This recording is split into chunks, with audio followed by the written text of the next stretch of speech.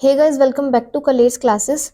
तो हम conditions discuss कर रहे थे, तो कुछ इंपॉर्टेंट पॉइंट्स हैं हमारे पास रिडेम्पशन ऑफ प्रेफरेंस शेयर को लेकर। इनको आप कंडीशंस भी कंसीडर कर सकते हो। सबसे पहला हमारे पास आता है redemption of preference share does not mean reduction in capital, it remains the part of authorised capital.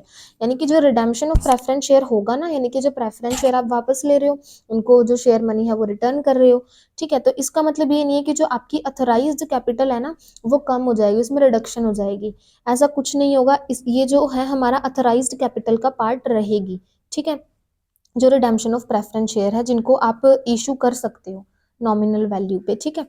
उसके बाद सेकंड आता है, if new shares are issued for redemption it will not be treated as increase in capital. और अगर आप fresh issue करते हो redemption के लिए, तो इसका मतलब ये नहीं है कि आपकी कैपिटल बढ़ रही है, ठीक है ना। And share must be redeemed with in 1 month. इसका मतलब आपकी कैपिटल में कोई इंक्रीज नहीं माना जाएगा कि आपकी कैपिटल बढ़ गई।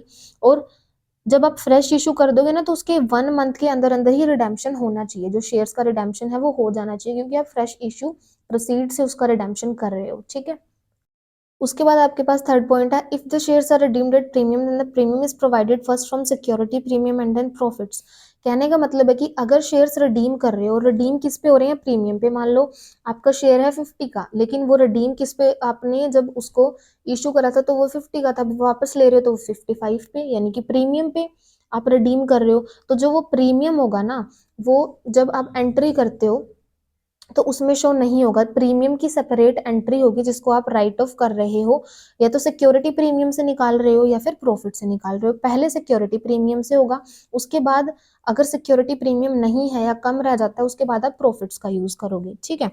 उसके बाद फोर्थ आता है आपके पास, after redemption company must inform the registrar of companies within 30 days. यानी कि रिडेम्पशन कर रही है कंपनी, तो जो रजिस्ट्रार है कंपनीज का, उसको इन्फॉर्म करना पड़ेगा विद इन 30 डेज या फिर 1 मंथ के अंदर अंदर उसको इन्फॉर्म करना पड़ेगा कि हम रिडेम्पशन कर रहे हैं, ठीक है।